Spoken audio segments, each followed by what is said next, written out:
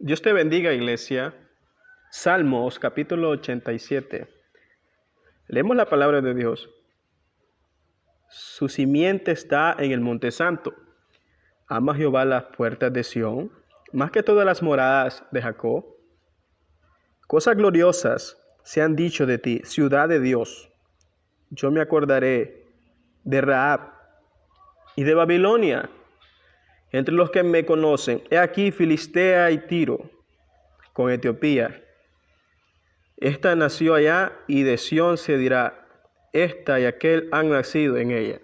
Y el Altísimo mismo la establecerá. Jehová contará al inscribir a los pueblos, este nació allí, y cantores y tañedores en ella dirán, todas mis fuentes están en ti.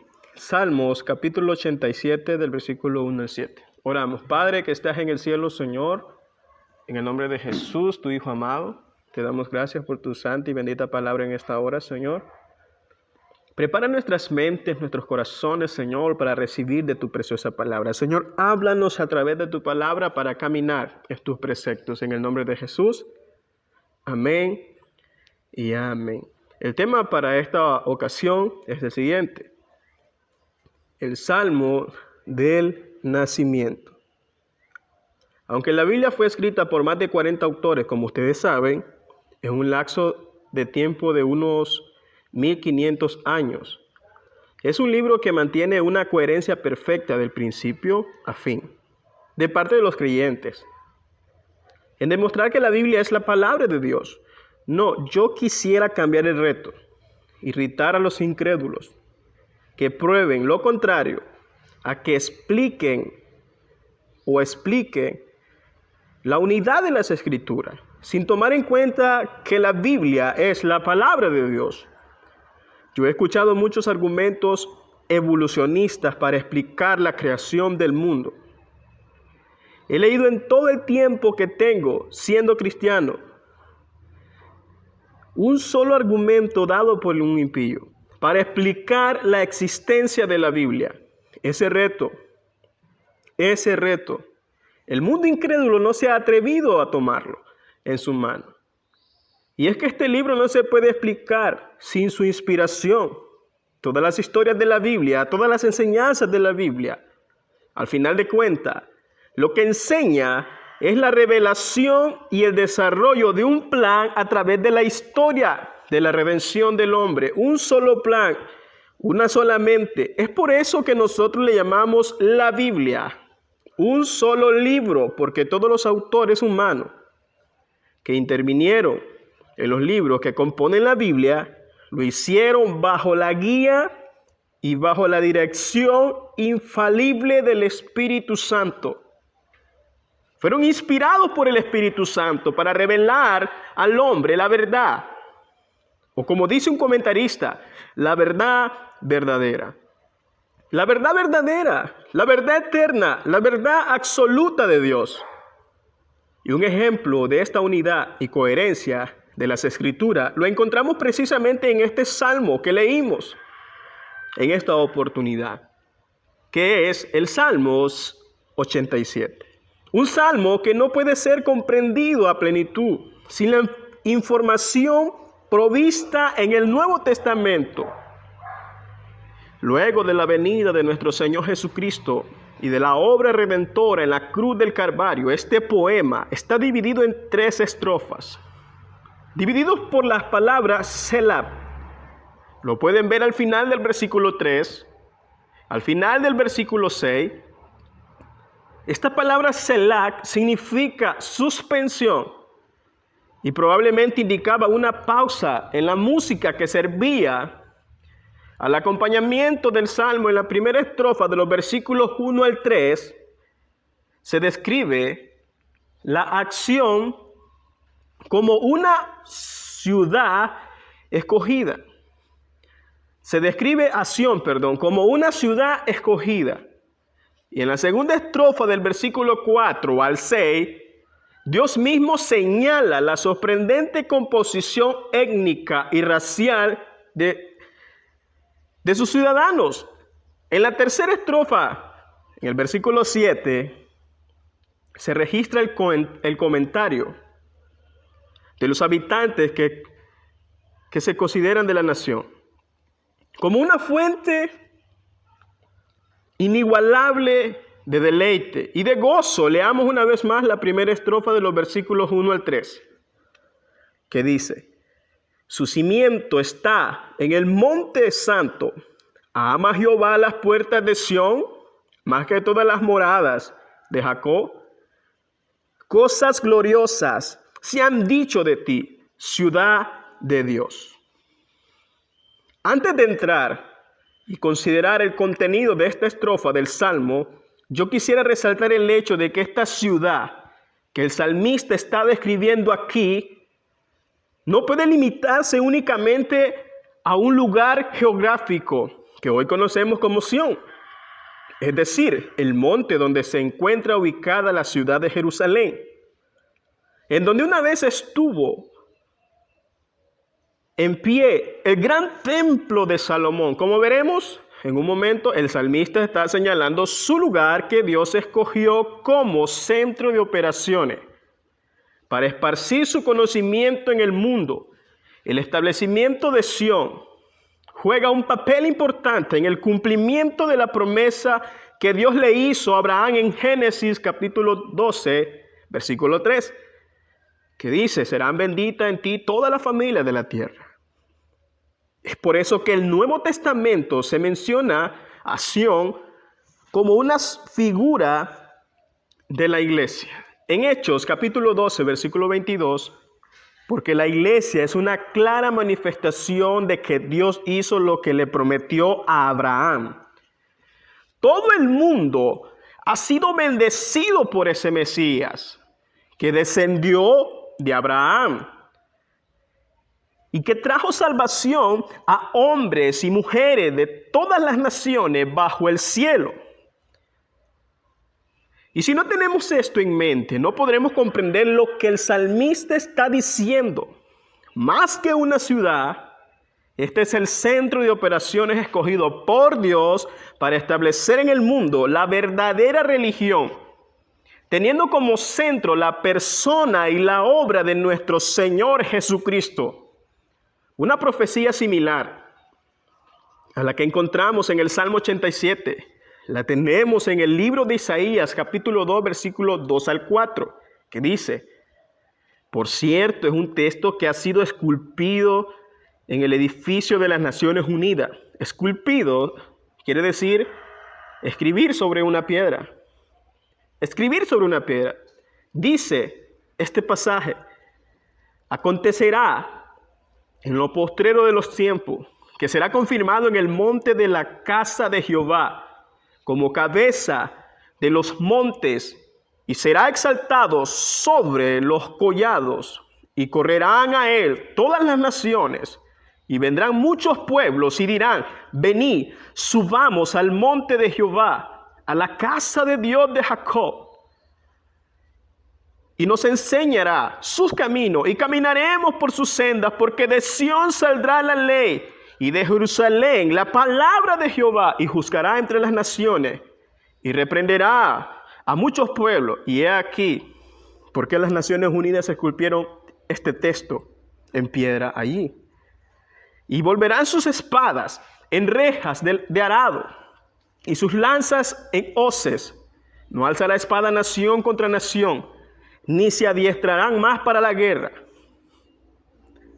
Esa es la gran aspiración humana a la paz mundial. El problema es que los hombres, repito, el problema es que los hombres han pretendido forjar ellos mismos ese paraíso terrenal sin la intervención de Dios.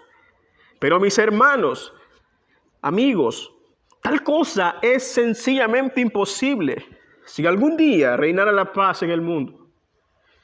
Repito, si algún día reinará la paz en el mundo, pero no será por el esfuerzo de las Naciones Unidas, sino por el triunfo final, que es el reino de Dios,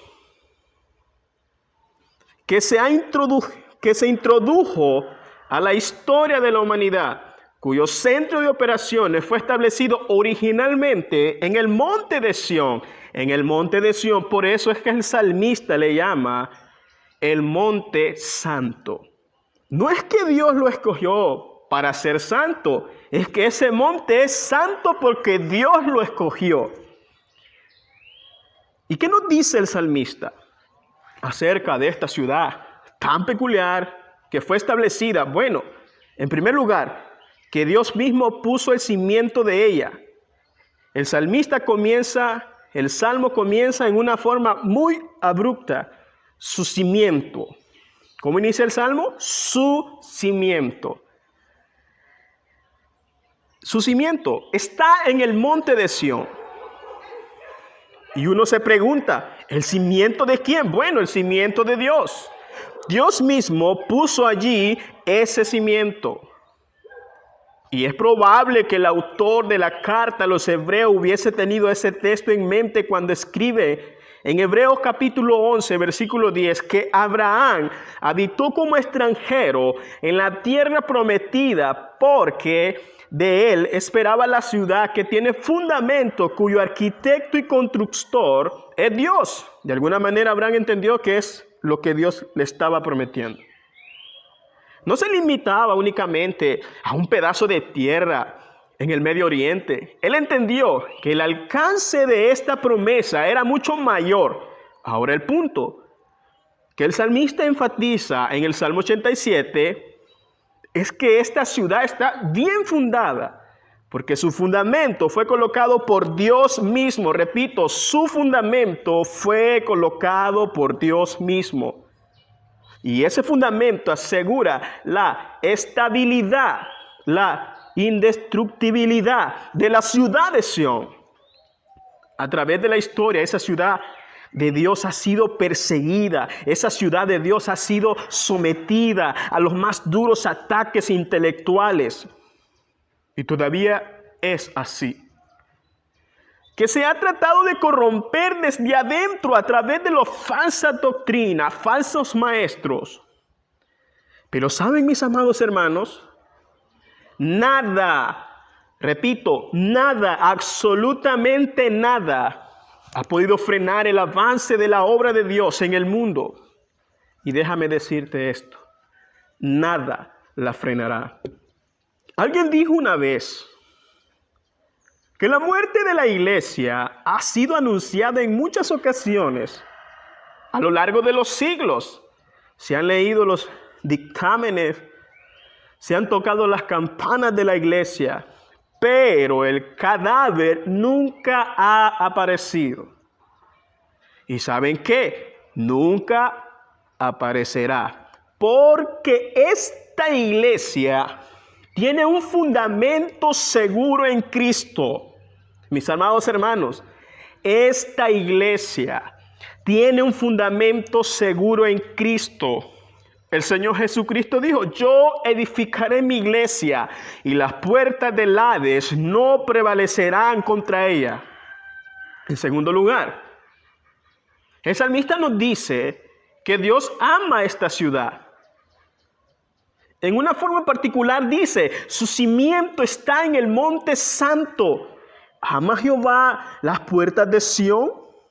Más que todas las moradas de Jacob, el salmista está contemplando aquí una multitud de creyentes fieles entrando por las puertas de Sión para adorar a Dios en su santuario. La multitud reunida en armonía para adorarle a Él se deleita viendo a esa multitud de creyentes sirviéndole en sus moradas individuales. Si Dios ama a cada uno de sus hijos, sí, Dios ama y bendice el hogar de cada uno de sus hijos con abundante bendición. Pero mis amados hermanos, Dios, por decirlo de alguna manera, experimenta un mayor placer cuando sus hijos se congregan para adorarle a Él. Aunque Dios es omnipresente, Él ha prometido manifestar su presencia en ciertos lugares, en una forma especial y particular. Ha prometido traer bendiciones espirituales, bendiciones especiales en el contexto de esa reunión. Revisemos un momento el libro de Éxodo, capítulo 20.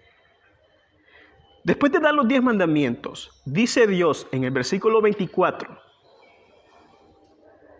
a la tierra harás para mí y sacrificarás sobre él holocaustos y ofrenda de paz tus ovejas, tus vacas. Y ahora noten, en todo lugar donde yo hiciera que esta la memoria de mi nombre, vendré a ti y te bendeciré.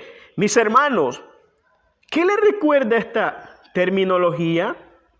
En todo lugar en donde yo hiciera que esta memoria de mi nombre, vendré a ti y te bendeciré. ¿Cuál es la promesa de Jesús en el Nuevo Testamento?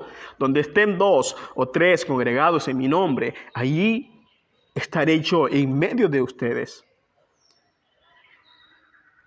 Y te bendecirá Dios. Ama las puertas de Sión, la congregación de sus hijos, más que todas las moradas de Jacob. En tercer lugar, el salmista nos dice que esa ciudad será el objeto de muchas alabanzas. Versículo 3. Cosas gloriosas se han dicho de ti, ciudad de Dios. John Newton escribió un himno inspirado en el Salmo 87. Dice: glorias mil de ti se cuentan, oh ciudad de nuestro Dios. Sus mansiones se sustentan al sonido de su voz. Sobre la roca está fundada, sus cimientos fijos son porque estás amurallada, eterna salvación. Ahora yo quiero mencionar lo siguiente. Es que John Newton fue un borracho, un hombre que estuvo involucrado en el tráfico de esclavos en el siglo XVIII, pero él experimentó en su propia vida el poder de esa ciudad.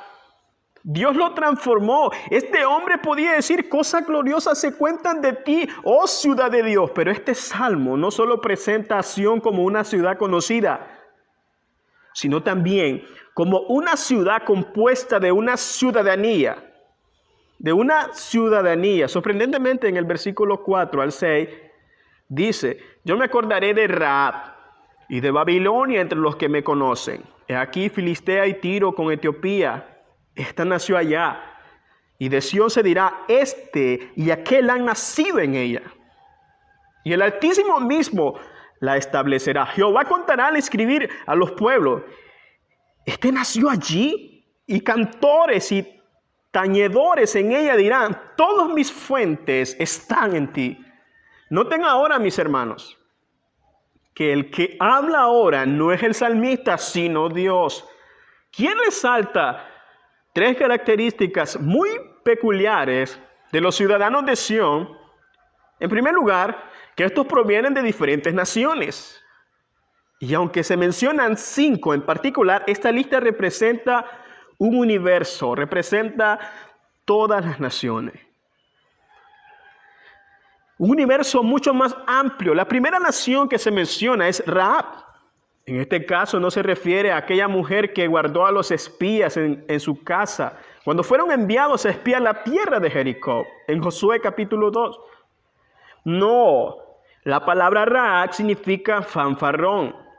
Y en la Biblia es usada, por ejemplo, en Isaías capítulo 51, versículo 9 al 10, para referirse a la nación de Egipto, citada al sur de Israel. La segunda nación es Babilonia, gran poder del este, una ciudad que representa a los enemigos del pueblo de Dios. Tanto en el Antiguo Testamento como en el Nuevo Testamento, esta ciudad estuvieron cautivos los judíos por 70 años. La tercera ciudad que se menciona en el Salmo es Filistea, situada al oeste, vecinos inmediatos del pueblo de Israel. Y precisamente por esa cercanía con la nación fueron como una espina clavada en su costado. Luego viene Tiro, Los vecinos del norte, una ciudad que llegó a ser conocida por su economía en esos días. Abajo, bien abajo, en el sur, el territorio que hoy conocemos como Sudán, una nación que está a unos 300,000 kilómetros de la nación de Israel.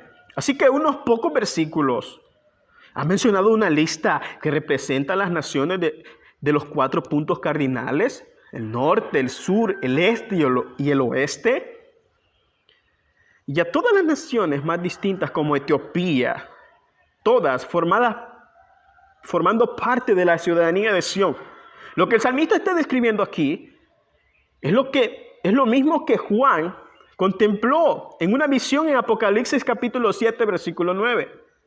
Después de esto miré y he aquí una gran multitud, la cual nadie podía contar, de todas las naciones y tribus, y pueblos y lengua, que estaban delante del trono y de la presencia del Cordero, vestidos de ropas blancas y con palmas en las manos. Y clamaban a gran voz diciendo: la salvación pertenece a nuestro Dios, que está sentado en el trono y al Cordero. En segundo lugar, Dios dice que todos los habitantes de esta ciudad le conocerán. Dice en el versículo 4: yo me acordaré de Rahab y de Babilonia entre los que me conocen. En el Antiguo Testamento muchos eran israelitas de nacimiento, pero no lo eran de corazón. No tenía una relación real con Dios, con el Dios de Israel. Por eso que Pablo dice en Romanos capítulo 9, en el versículo 6, que no todos los que dicen que son de Israel son israelitas. Pero eso no es el caso de aquellos que debían de ser ciudadanos de Sión. Todos ellos disfrutaban de una relación de amor con el Dios vivo y verdadero. Porque todos ellos serían beneficiarios del nuevo pacto, un pacto que entró en vigencia cuando Cristo, nuestro Señor, murió en la cruz del Calvario. Vayan conmigo ustedes a Jeremías, capítulo 31, donde el profeta habla de este nuevo pacto. Y escuchen cómo Jeremías lo presenta en el versículo 31 al 34. He aquí vienen días, dice Jehová, en los cuales haré nuevo pacto con la casa de Israel y con la casa de Judá, no como el pacto que hice con sus padres el día que tomé su mano para sacarlos de la tierra de Egipto. Porque ellos invalidaron mi pacto, aunque fui yo un marido para ellos, dice Jehová. Pero este es el pacto que haré con la casa de Israel. Después de aquellos días, dice Jehová, daré mi ley en su mente y la escribiré en su corazón. Y yo seré a ellos por Dios y ellos serán por mi pueblo.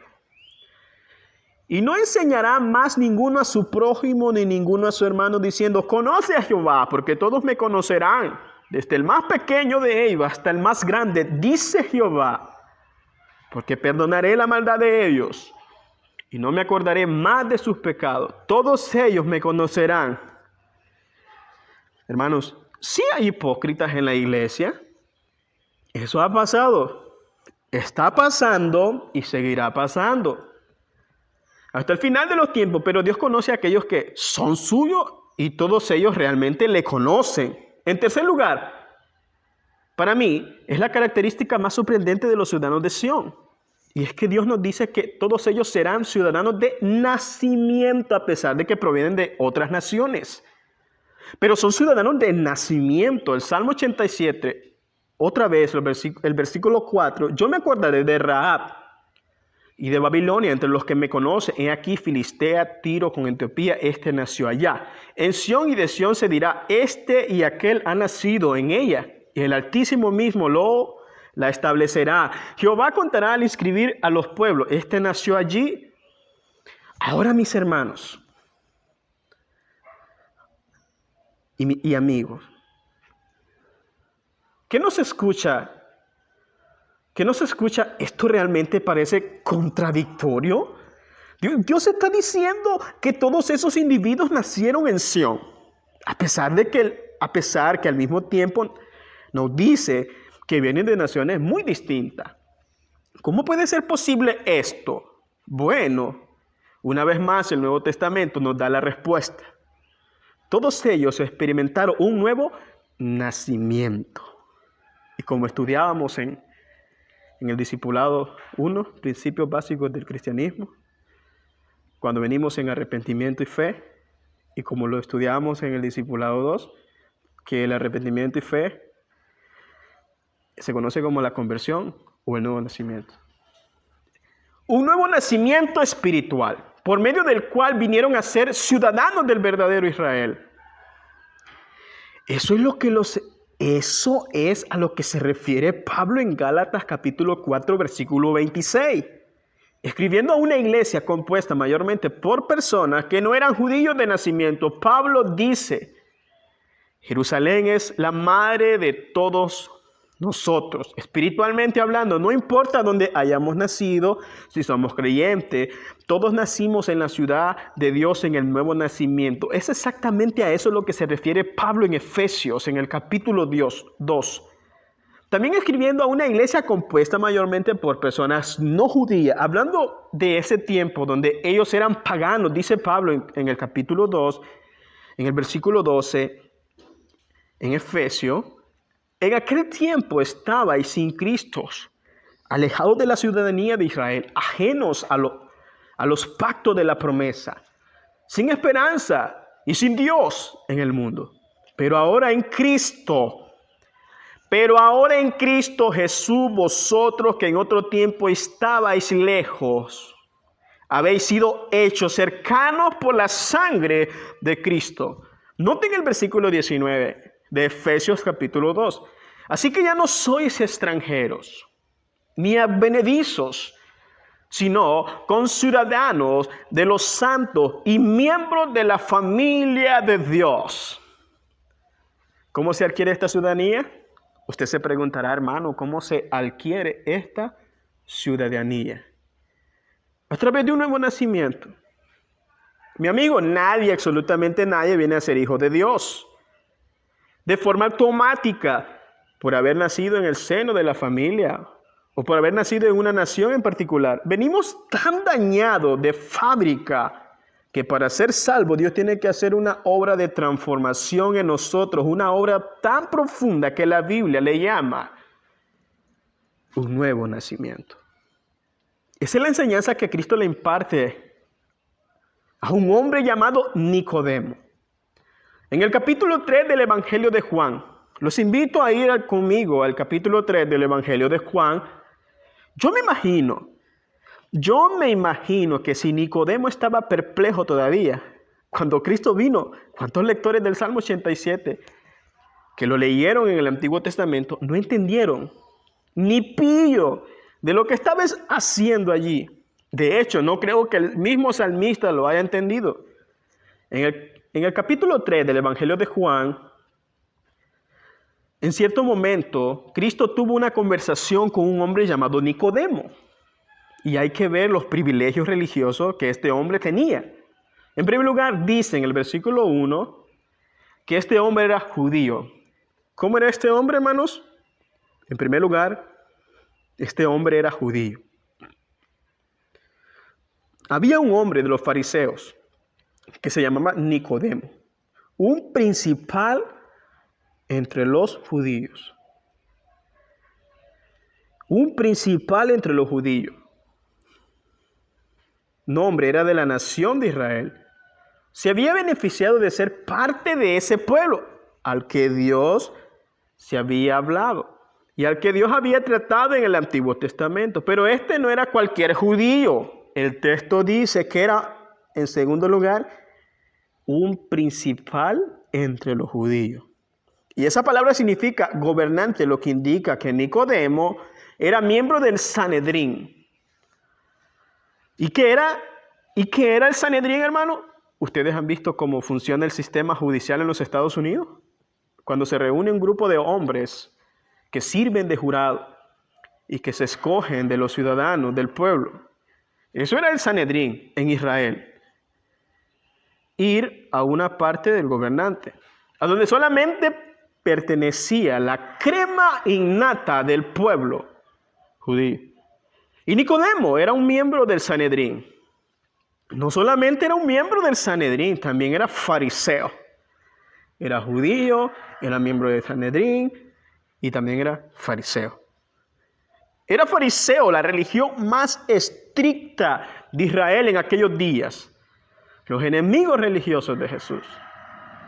Se solía decir que si solamente 2 personas iban a llegar al cielo, uno era fariseo y el otro era un escriba. Así veían los judíos a los fariseos.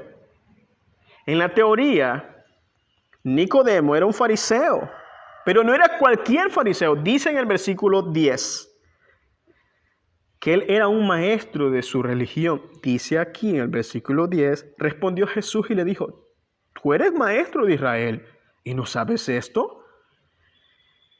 Y si por todo esto fuera poco, este hombre no solamente era judío, no solamente pertenecía a la crema innata de la sociedad, no solamente era fariseo, no solamente era un maestro.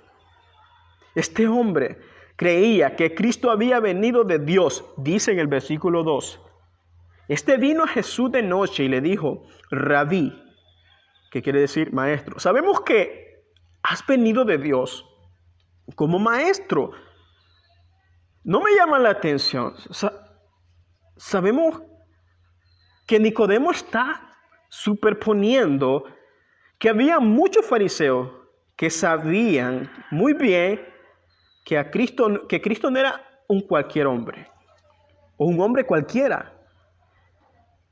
Pero siempre habían sido honestos en su pecado. No querían reconocerlo. Sabemos que ha venido de Dios como maestro, porque nadie puede hacer estas señales que tú haces, si no está Dios con él.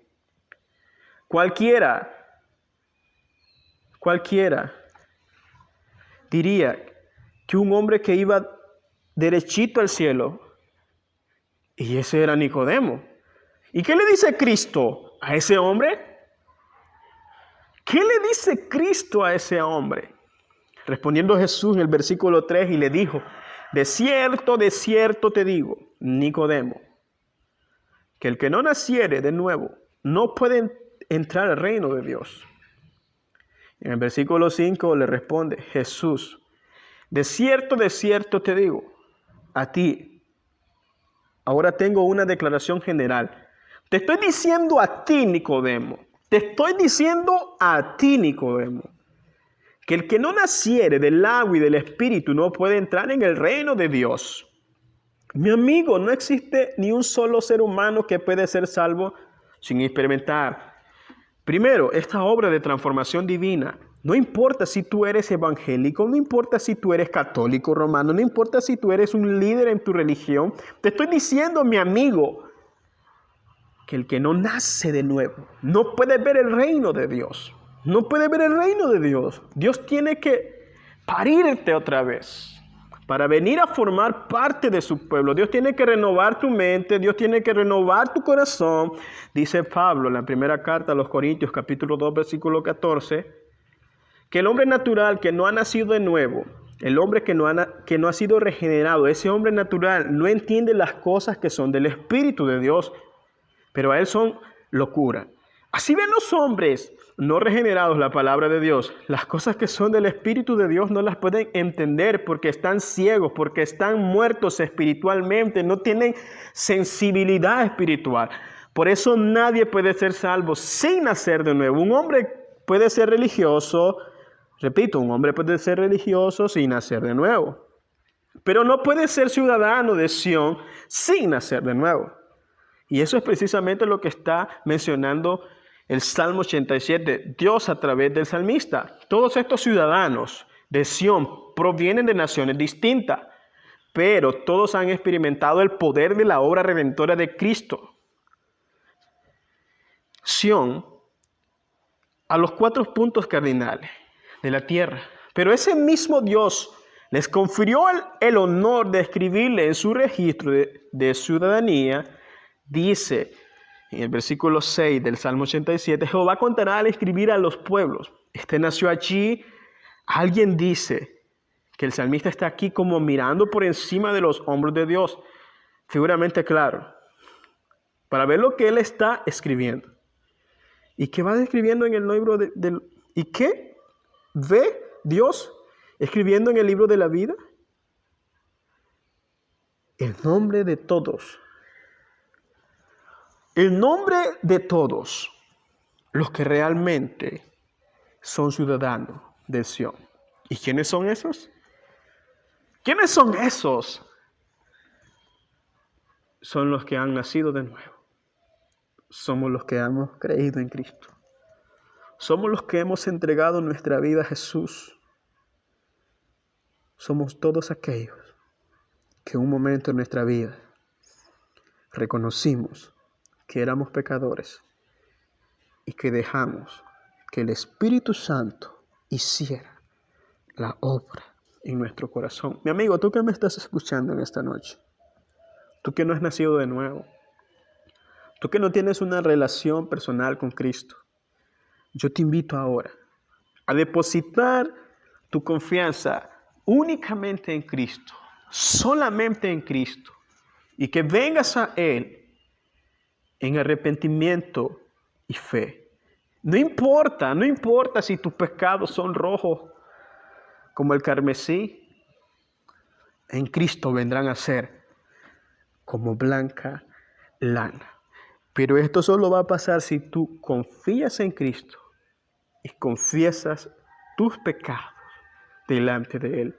Y tú, mi hermano, que quizás estás dentro del templo, quizás eres cristiano, vienes a la iglesia, cantas, predicas, sirve, pero quizás no has nacido de nuevo.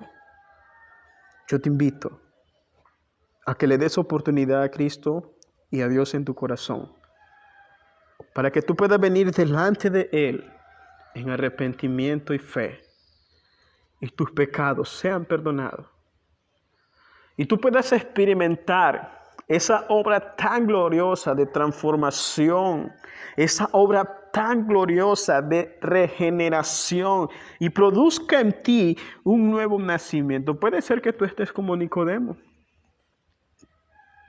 Conoces a Dios, te conoces todos los cantos, todos los coritos evangélicos. Puedes ser en cierto modo maestro de la Escritura, pero quizás te es necesario nacer de nuevo. Vamos a orar. Padre que estás en el cielo, Señor, en el nombre de Jesús, tu Hijo amado, oramos en esta noche, Señor, y queremos pedirle que perdone nuestros pecados, Señor, y que obre en nuestro corazón, en nuestras almas, Señor, en nuestras mentes, y que usted pueda hacer la obra, Señor, regeneradora en nuestra vida. Señor, si hay hermanos con nosotros, hermanos, Señor, que si es necesario que nazcamos de nuevo, Señor. Si aún no hemos nacido, Señor, le pedimos, Señor, para experimentar ese nuevo nacimiento, Señor, para poder estar a cuentas contigo, Señor, y poder servirte de corazón, de verdad, Señor, y poder seguirte según las Sagradas Escrituras. Revélanos tu voluntad, Señor, cada día. Señor, te pido por los amigos, Señor, que están presentes, que ellos puedan, Señor, también, Señor, venir delante de ti en arrepentimiento y fe. En el nombre de Jesús, amén y amén. Que el Señor nos bendiga a todos mis amados hermanos.